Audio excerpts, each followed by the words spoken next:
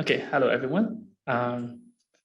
Because this from all over the country, all over the world they're watching, especially from my team and in Myanmar. For them, it's good evening. For us, it's good afternoon. So for me, I'll share very quickly about how you run a health operation, because this has been quite operationally sensitive one, because we discuss a lot in a technical way. So this is the way how the technical and operation have to be meshed together so that this is acceptable and also really workable for our TFSB and also for the whole country on its own. So this is what I'm going to share. I won't spend the whole time because I will spend a few time for presenting this, and we will have another question and answer session. The reason why we go together and then we want to go for the Q&A session is there may be some matching between these two, technical and operational, how they are matching. So if you match between these two and then you ask the question, is much more relevant and appropriate for us. So that's why we start the presentation with this one. So, okay.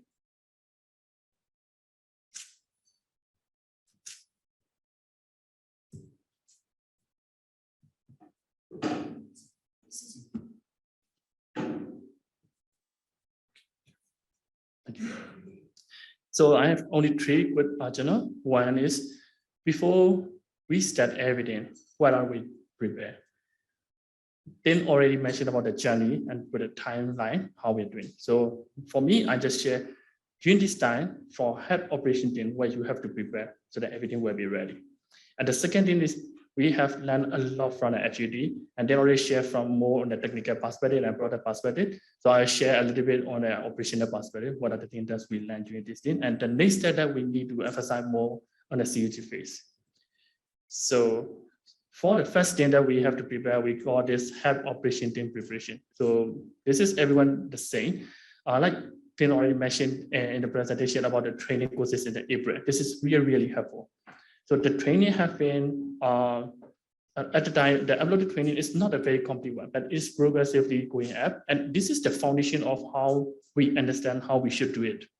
And depending on the training, and then we have a lot of media with the board sorting, with the support of some of the consultant, especially John. I know you are online. I really want to thank you. And John had us a lot how to set up all these things and he shared experience from the other country. So I think this is the value of this community. Asian knowledge and experience from the other one, and then discuss thoroughly with our country context. So this is how we make it. So the first thing is, this is very simple one. We have to set up our organization structure, who is doing what. In our organization, we have three main departments and function. I'll share this in the next slide. And the second thing, we prepare JD, and then we have to recruit some professionals that we may need for this new project for us. And then, of course, the training. The training, we mainly focus on this modular training from the courses. This is really good one. Okay. I hope you can see this very clearly, but if not, you can go and check this in the modular courses. This is already there. I take them from there. June already uploaded there. And for this one, it's much more like we discuss together how we are doing. And the structure is very much more similar to what we have in Myanmar, in our country. But you can see in the courses also, there are different phases that we need to recruit and make a structure a little bit changes. This is a complete set of structure at the end stage that we want to see. For now, I will share you how we have changes setting, like CTO then already take care of this technical part. And for me, in the middle, as a CEO, I take care more of the business and finance matter because we don't have CFO for now. So for finance matter, because this FUT and CUT phase is not much busy, only few transactions that we will have, but we already have a plan to be there. And the business part has been led by our CEO, he taking care about these things like admin, also business development, engagement, and all the legal aspects is under his control. And all of that in the future, what we want to, for now, this is our team doing all these things, and we report all these things to the steering council for now. But in the future, we will see this is a proper BOD with a corporate structure. This is why we mentioned the steering council or board. Because in the future, that will be the YB BOD that we have to report our function and our responsibility and all these things. This is the structure that we foresee since the beginning of our project. And of course, there are some updated, but the mainframe has not changed so much. So this is the plan that we have to since the beginning. So that's our experience, like this kind of new project in our country. or other similar country, the planning phase is really important. At this stage, I think we have every week meeting, and sometimes even 3 or 4 times in a week, because we have to discuss a lot, brainstorm a lot to set up this kind of thing. And this also depending on the nature of your country context. But this one is quite okay for us from Myanmar. This is much more compatible. So my head opportunity, there are really 3 main functions that I want to show you. This is how we do in the FGD phase. The first one is the onboarding team. The onboarding team, I can see here the onboarding definition of the onboarding team. There are 2 things that we have. The first one is the business team have to be engaged with the DFSB, like mobile wallet, and also MFI for our project. And here, business team led by our CEO has been taking so much time and effort to get them on board from the business perspective. I also want to thank Steve a lot. At the time, there are a lot of page with the MFI, because I came in from the MFI background. Actually, I have a lot of friends in the Myanmar MFI industry. But the pitch is really important. Like last year, as you all know, the COVID situation and other situation in our country, people are really reluctant to test new thing because they're trying to stabilize their business more on this kind of situation. But anyway, after the pitch, they're really interested. Okay, this is really value added, because even before 2020, there are already bilateral agreement for digital repayment. Digital repayment is nothing new for our MFI in Myanmar. Most of the big MFI, I can say, they already doing this. So once we have to pitch this one, the main important point is we have to show them what is the difference between this and a bilateral one, what they are currently using. But I can say this is quite successful. That's why we got a lot of MFI. And on the first day of the presentation, Steve already mentioned about how many already signed with us for the joining the YMP. So this is another thing. This is the next step from our operation team. So once the business teams have all the agreement designed with them, and the next step is our onboarding for the technical readiness, whether they are okay to join YMP or not. These are the things that our onboarding team has been doing this. So we can say 3 phases. The initial phase is we just have a project get off. Usually, as you know, in the DFSB, the business person, they sometimes don't care details about the digital matter and all that. How can I say this technical matter? So they foresee all the things that they want to see, and at the same time, they cannot get buy-in from their operation side and their technical side. So this is really important step. So business side already agree, and so next step is we have to deal with their operation team and their technical team. For me, I usually deal more with the operation team to get their buy-in that let us see this. This is a really important one that we can do it.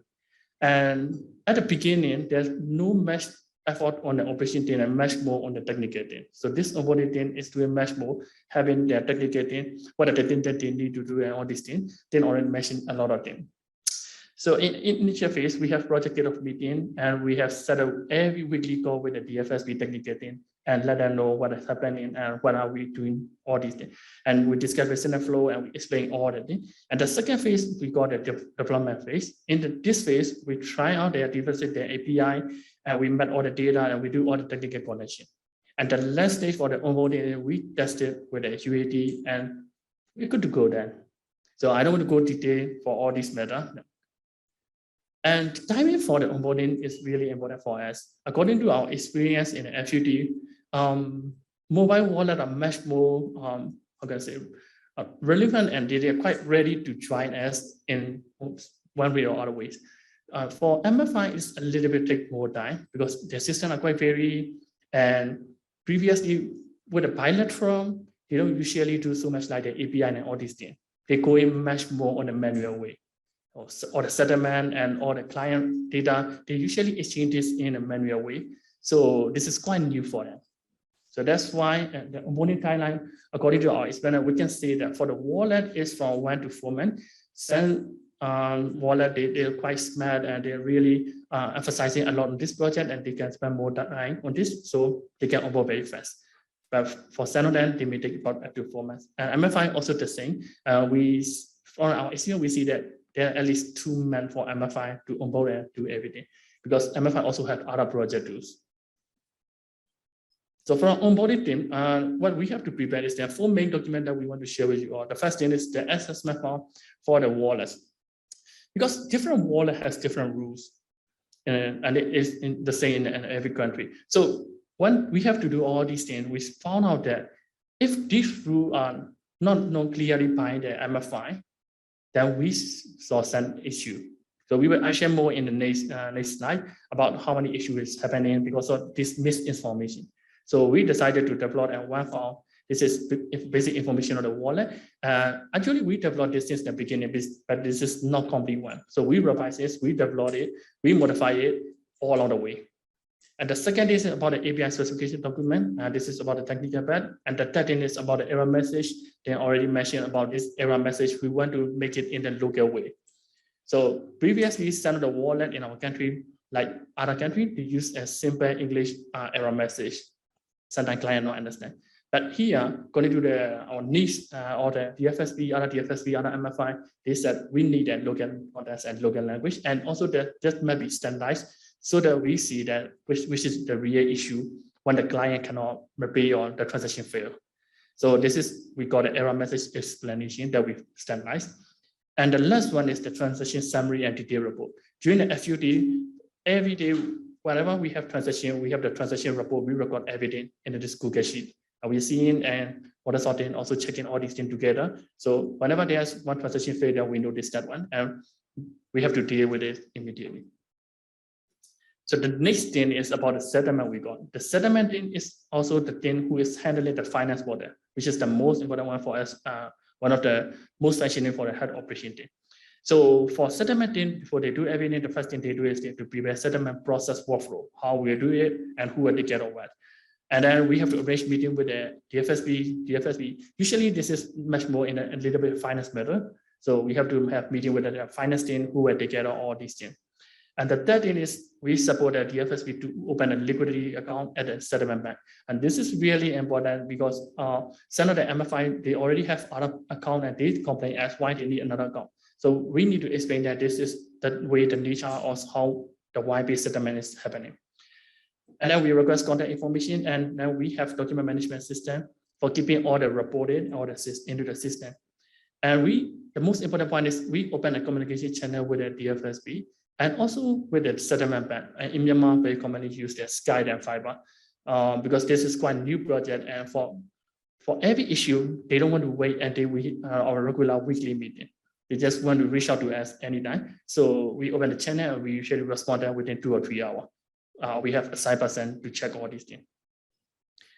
And another thing is about the finance portal for this settlement thing, because like Tim already mentioned, we have finance portal version 1, 2, and then 3.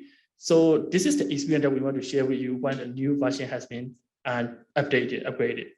So our experience is the first thing is before the environment change, there are a lot of tests, but these are the lessons learned, and these are the things that we want to highlight more. That's why there are a lot of tests. These are the not limited one.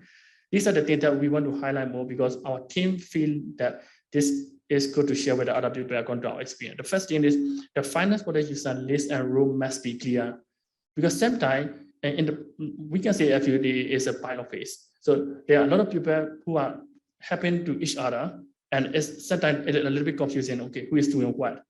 So this must be standardized since the beginning very clearly. And the second thing is, if we upgrade the portal, we have to record all the previous DFSB balance and everything, all the report, everything we need to record. And after that, what we mentioned is after finance portal has been upgraded, the first thing you have to balance, upgrade all the thing. And the second thing is we check all the report. This is the most important for us, and we have to thank model sorting, like Tim already mentioned about this report has been working better and better in each upgrade. So this is really important for us. At the beginning, the report seemed like more manual than automated because we have to change a lot of things. But after every upgrade, there's some more improvement that we can see. And of course, the less is the smallest.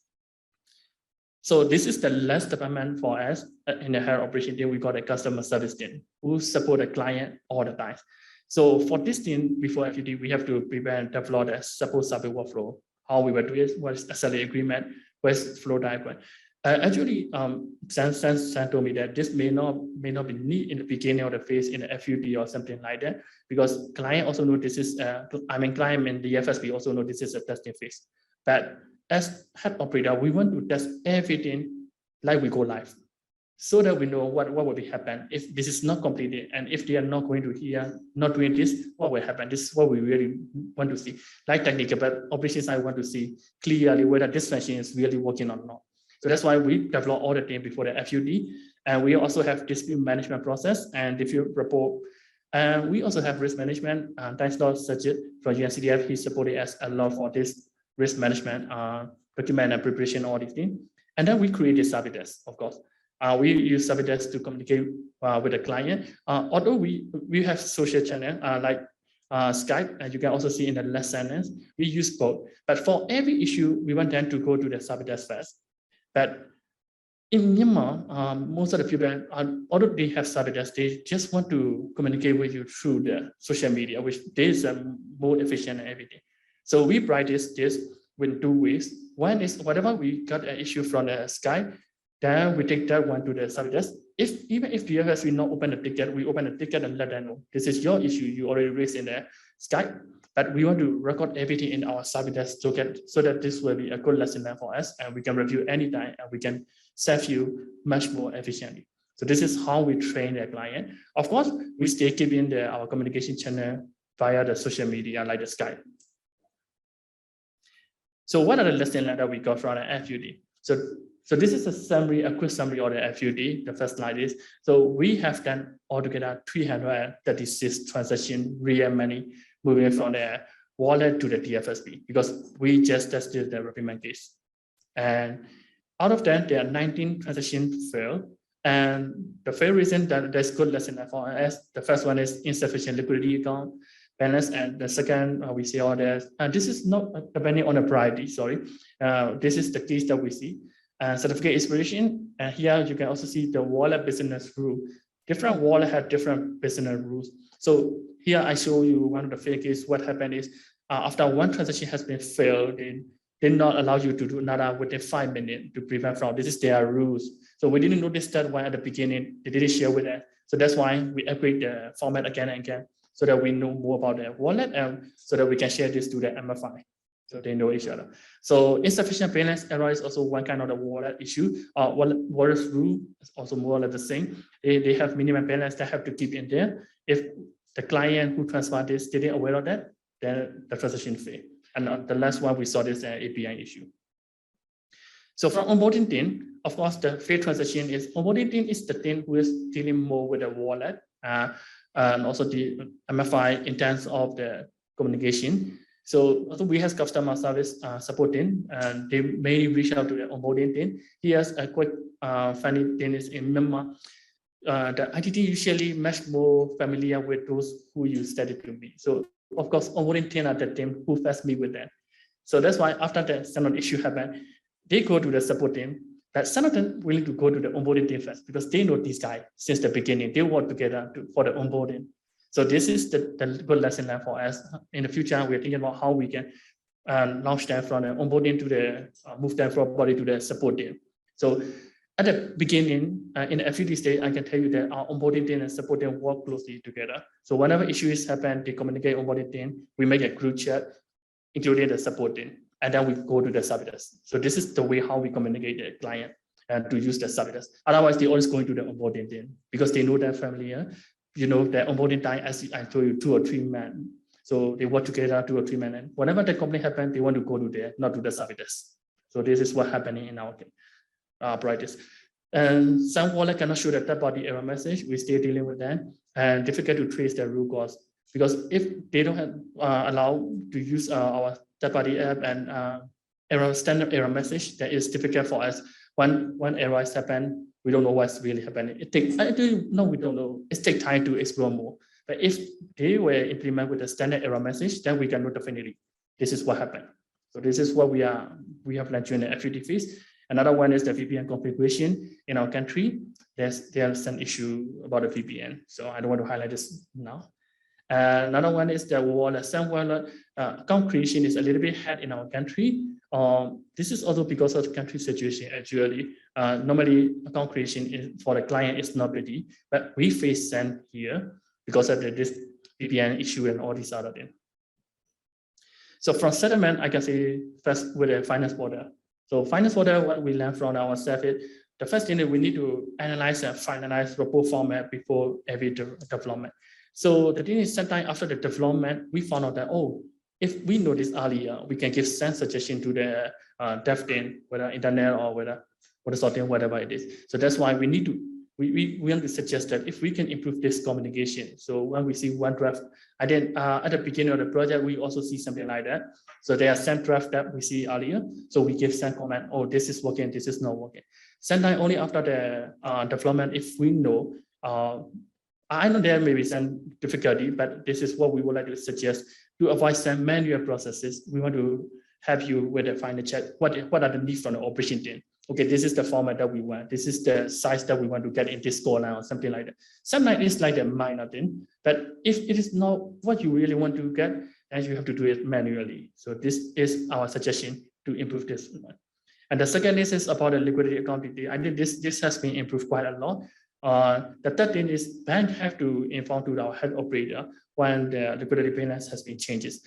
Actually, this is in our basic principle is already there, but for now in the FUT phase, this is not happening very efficiently. So that's why we put it as a lesson learned. And the last thing is we have a good lesson learned in the finance quarter. Our one of step wrongly deleted is a hard manager rule. So if you wrongly remove your manager rule, then you have to go back to the backend team to create this account again. So although this is quite funny for some type of the kind, this is really happen in operation team. Sometimes they a little bit careless or some of the thing happen. So I want to share with you.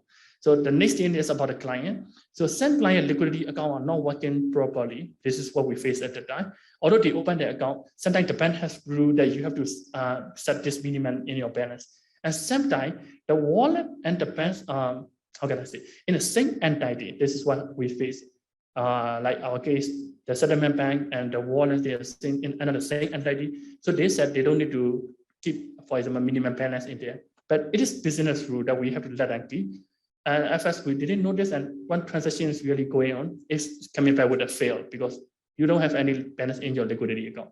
But they said this is no need for that. So this is how we have to go a lot of meeting to and fro with the head of also business team to convince them why this is needed and why you have to follow. So this is our lesson learned from that. The liquidity account, although it's open, it should be functioning very well. Otherwise, the transaction fee will happen. So this is good lesson learned for us. And the lesson is not a major one, but we noticed that because currently we are using document management system to send our report to the DFSB. So in the testing phase, DFSB sends you quite a huge list of the email from their staff because they don't know who will handle this one. So they give you about 7 or 8% email. So typing all these things and sending all these things is quite difficult. So, and also the focus of the staff from DFSB to taking care of this report also quite better.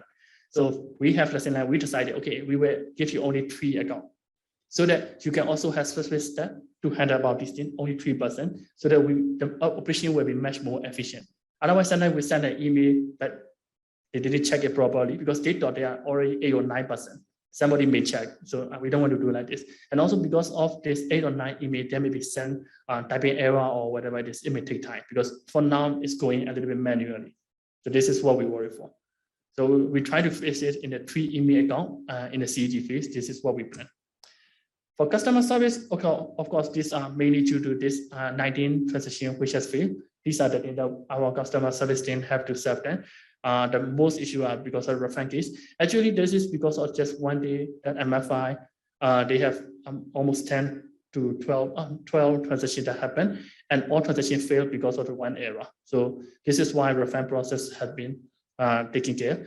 So here what we learn is the refund process must be clarified in advance between the MFI and also the mobile wallet. Otherwise, there will be some dispute happen. So this is why I cannot get my money back within 1 day, but Standard Wallet said, okay, we have to deal with it within 2 or 3 days. So these are the business rules that we have to make it clear to the MFI for their expedition management. And the second is I already mentioned in the onboarding about the wallet specification. Our lesson learned, and the third thing is about the NDC issue. So another big get is about the liquidity balance and bank request a certification expire. And the last thing is communication channel. This is really, really important during our lesson learned. we have to assign one person to check this social media regularly on 24/7 or something like that. This is what we want to see, show them, because we want to get the confidence from the DFSP at this time. So we let them know that if there's something happen, we are really here. And you don't have difficulty to reach out to us for any issue. Because when we first communicate with the DFSP, they always mention about this thing. MFI, as you all know, if you late one day in a core banking system, that's the problem.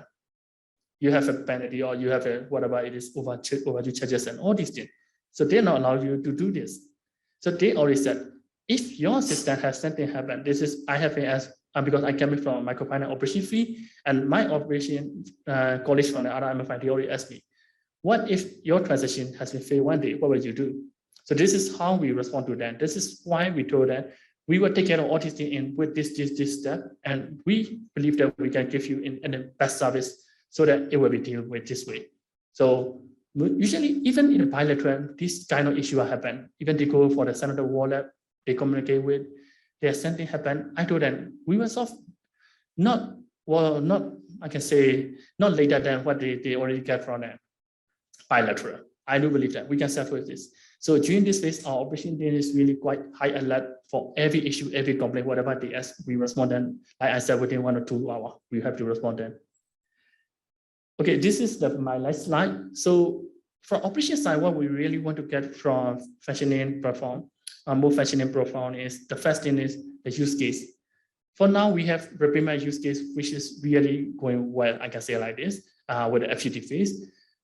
Just for the CUT, actually for CUT, I already discussed with some of the MFI heads, and some of them already selected some of the client for CUT phase. They are really, really interested to go this in the go live phase. But they always ask me about it. What's about next use case? Because repayment only in our country situations is because some of you know about the cash withdrawal problem in our countries currently happening. So sorry to say that. So because of this, that this one man use case should be mentioned, because they said only with cash in, cash out, both in the digital, we can say fully digital. This is what they always ask me for. Only repayment only they can go with a 1 or 2 wallet, they can go bilateral or something like that. There are a lot of people with different concepts, but for this one, they're really interested. So this is for this one. Another one is the P2P case. This is that they ask for, because if you have money in a mobile wallet, if I have a button to go for the getting the cash out of some of the agent is quite hard for me, because the loan size for this one is quite huge. So this one and P2P is already a match for the MFI. This is for us. Otherwise, the agent cannot let you give you the cash in this huge amount for 10 clients. It's totally impossible. We can even see it's totally impossible for most of the area. So if we have P2P, they can get the money in the wallet and they can use it immediately. It will be much more convenient. So that is why we always see this one and P2P in a mesh. So this is the use case that we want to get in this state. For report generation, we want to get in more simplified way rather than a little bit. Now we have a little bit much more manual way, and we worry that human error may happen. And all these reports are really, really important. Now we have a maker checker, but even with the maker checker 2%, we still worry that there may be some error. If we have just one clear report to the DFSP in the future, this is our hope. It will be really convenient and efficient for the help operation. And the third thing is this document management system. We should be replaced. We want to replace this by the DFSP board in the future, because for now we keep all the document in our document management system and send to them. In the future, we hope that with the DFSP, if they have their own border, they can check all the report from there. We don't need to keep all these things in our border. And the API integration with the settlement pen is also another point that we want to get. So that the settlement, usually when I chat with them, they said their site can be capable with this kind of integration, but I'm not sure for technical, but I will leave it to them. And the last thing is about the dispute management system. For now, we have all the workflow, all the things, all the training we have already finished. But in the future, what we see is like even in the FUD, we saw some dispute whether happen, they send and fail. We want to go in a much more systematic way. If they are some system, I saw some of the management system technically supporting the operation. If we can have some kind of system that can support us, it will be much more efficient for us. Okay, so this is all for now that I want to share as a YB head operation. Thank you very much. I still have time, right? Yeah. I'll allow 3 questions. Miller. I want to invite Oh. T and Tin also here, so that you can ask for all the issues. So I direct this question basically to anybody who wants to answer.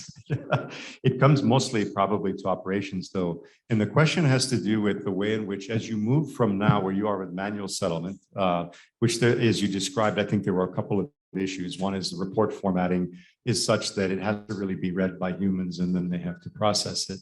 Going to an API integration, of course, is the #1 thing. We must figure this out, right? Yes. But then beyond that, there's a couple of issues that are going to emerge. A standard bank account that's being opened by one of the MFIs is a relationship between the MFI and their bank.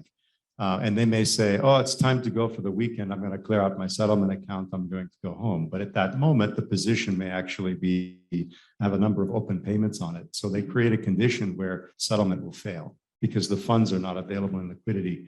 And it occurs to me that a simple way to get through that would be to use the net debit cap as the minimum balance on that account and have them agree to that through the scheme rules. When they open the account, that's the minimum balance. And the only way you can go below that balance level is to close your account, which means, of course, that we're going to stop trading at that point. So if there's a way to think about that, which is clearly not technical, this is about the arrangements and the scheme rules must specify such things, that we probably have to work as a community with you to figure out what does the right API for settlement look like to make sure we get an easy to implement and integrate automatic pass-through processing. And then some of this going to the API document format is really mostly between the bank and the scheme. But I suspect it's some form of XML markup of something. I don't know what. But anyway, I would be interested in your comments on whether that's in line with what you're talking about for settlement improvement. Thank you. May I? Miller, exactly what you mentioned is implemented not technically, but through a contractual agreement with all the DFSPs participating in the FUT. So there's a FUT agreement that is signed by the settlement bank, by us, the hub operator, and the DFSPs who are participating. And one of the terms and conditions of that agreement is that in the liquidity account that they open, there is a minimum balance that they need to deposit, and that has to match with the NDCs that you mentioned. Right. And what we then discussed with the settlement bank is that they will monitor that. And in the bank accounts, in the co-banking system, they can set the rule that this account cannot go below that amount. So there will be alerts to us and also to the DFSPs that they cannot withdraw below this amount. So there are some non-technical, but business-related conditions that we have put in place to control that. And eventually, the settlement bank that we're working with is also committed to making those things automated as much as possible with alerts and notifications to all of us if the balance changes. For the API integration, I will let them answer. I think that will be future. That's a simple answer. Would love to have it, but for future, we have to just have a lot of discussion with the bank. I can just add that in our discussions with the settlement bank, who are very supportive of this too, they are also interested in it. Right? And they are using a co-banking system that requires them to work with the vendor. So there's a cost associated with that. So they want to also time it so that while things are changing, they want to make it as flexible as possible. But once there's a stable sort of stage, then they will like to also automate those integrations. Here's one question from Sanggu. And this is my presentation before that one. The first one? No, the second one. Okay, then can you see the message? Should there be alignment or adaptation between FSP and the human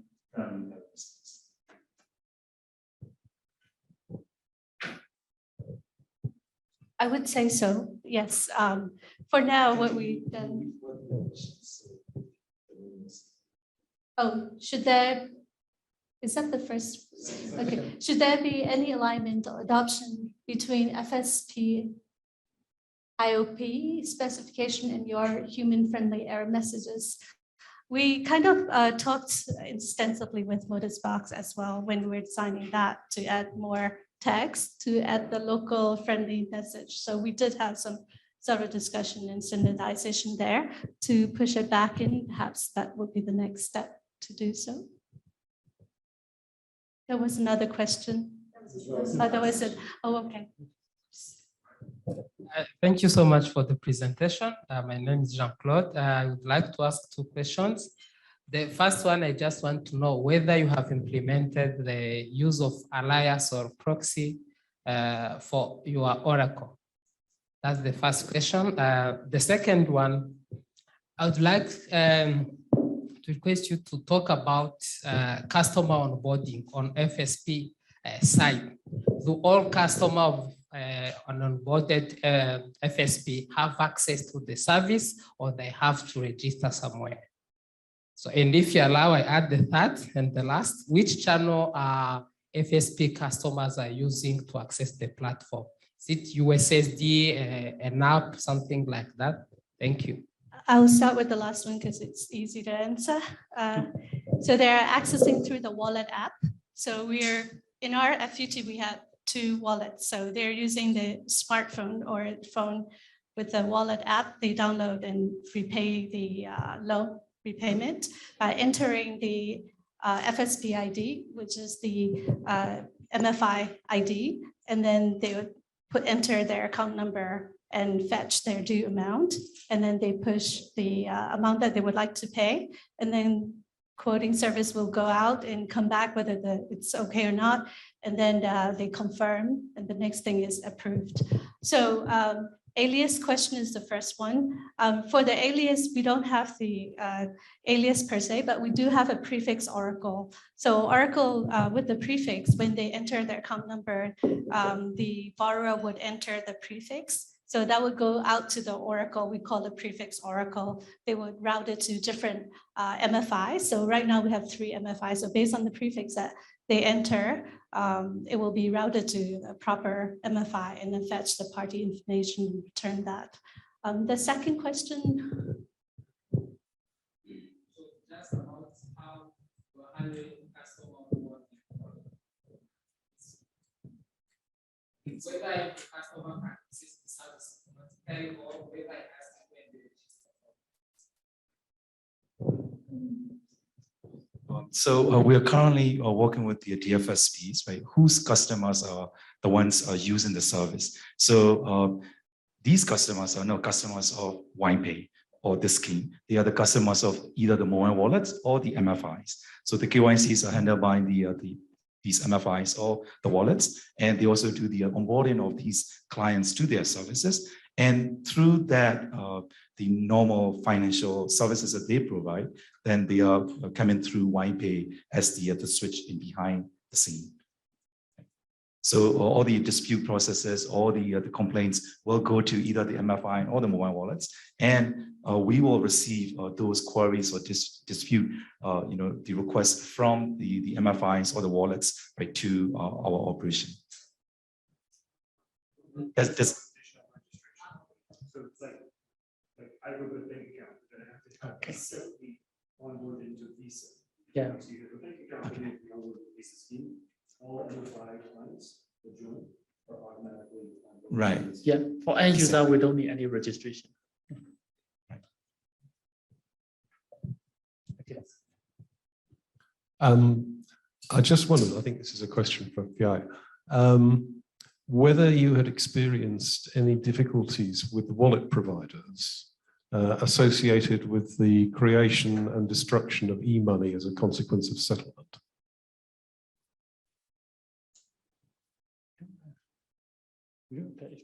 Or is that not a question that means anything? Could you repeat that again, please? Sorry, I wondered whether, where you have mobile wallet providers, now typically, perhaps that's not the case for you, they will have to go through quite a complicated process in order to move the actual money that they receive as a consequence of the settlement process into their e-money balances. so that, for instance, any float accounts that are being used inside the system get properly debited or credited again. Now, I just wondered whether they had found any difficulties with implementing that process, because I think it's quite a new thing for most mobile wallets. During the integration, what I learned that they set up their internal account that would match their liquidity account and debit credit that way. That's to an extent that I understood. So, Michael, I can answer this quickly. The wallets that are currently functioning all have their trust accounts in the settlement bank. So we're in an easy situation at the moment.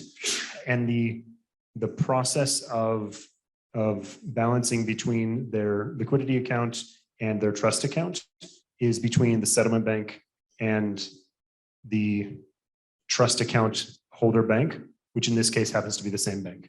And so it is a separate process that is up to them, their trust account, their trust holding bank, and the settlement bank to sort it out. We aren't helping them with it. No, I understand.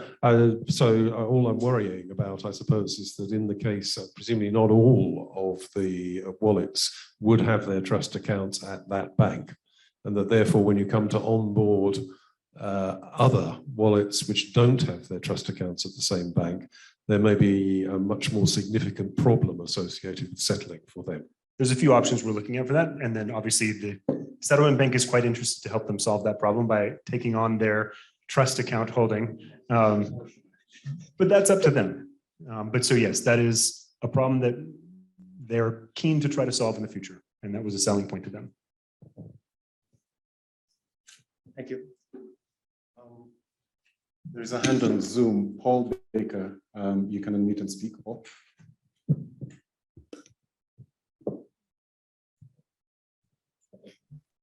I apologize, that hand was put up by accident. Very excited to hear the update though. Enjoying it so far. Thanks. Thanks, Paul. There's a hand there, yes. Go ahead. Thank you. My name is Tatu Mikidadi from the Ministry of Finance. Thank you, Myanmar team, for sharing your story.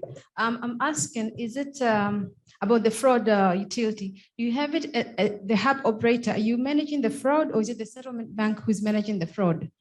If the transactions are having fraud, who's managing it? Is it the hub operator, or is it the settlement bank who is supposed to manage that?